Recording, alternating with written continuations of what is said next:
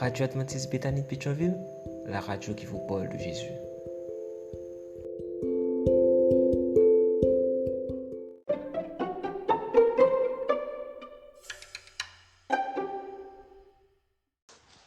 La vigile matinale provient de l'œuvre de Monica Diaz, Méditation quotidienne au féminin.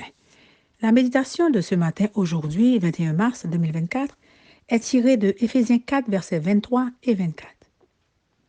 Il faut vous laisser complètement renouveler dans votre cœur et votre esprit. Revêtez-vous de la nouvelle nature, créée à la ressemblance de Dieu. Quand la raison est irrationnelle, deuxième partie, page 89. Devons-nous croire sans poser de questions tout ce que notre esprit nous dit? Non, bien sûr que non. C'est cela l'immaturité, ne pas être assez profonde pour analyser le pourquoi de nos pensées afin d'apprendre à mieux penser et juger, c'est-à-dire plus bibliquement, moins émotionnellement. Prenons un exemple. Peut-être avez-vous déjà pensé « Mon mari me tape sur les nerfs ».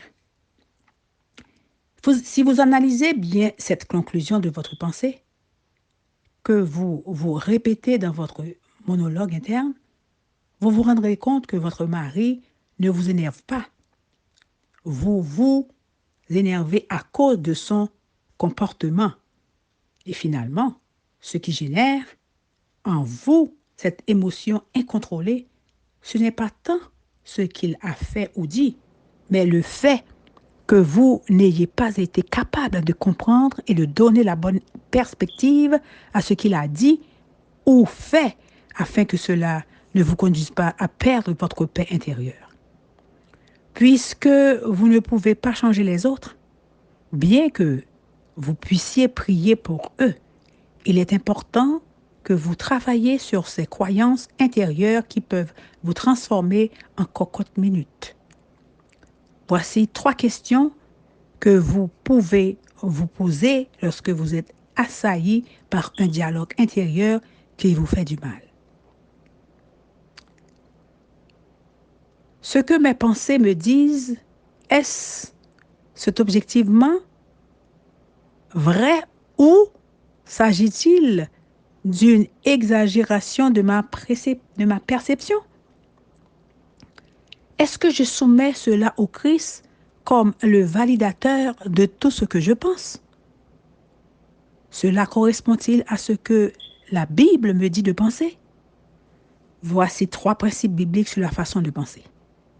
Au reste, frères, que tout ce qui est vrai, tout ce qui est honorable, tout ce qui est juste, tout ce qui est pur, tout ce qui est aimable, tout ce qui mérite l'approbation, ce qui est vertueux et digne de louange, soit l'objet de vos pensées. Est-ce la prédisposition de votre dialogue interne? Pensez toujours aux choses d'en haut, non à celles qui sont sur la terre. Les choses spirituelles sont-elles plus importantes dans votre pensée que les choses mondaines? Ne raisonnez pas comme des enfants. Soyez des enfants par rapport au mal, mais soyez des adultes quant à la façon de raisonner. L'immaturité domine-t-elle toute votre structure mentale? Amen, amen, amen. Quand la raison est irrationnelle, deuxième partie, que Dieu vous bénisse. Bonne journée. D'autres émissions aussi intéressantes sont aussi disponibles sur notre site radioadventistebethany.com et aussi sur toutes les plateformes de podcast.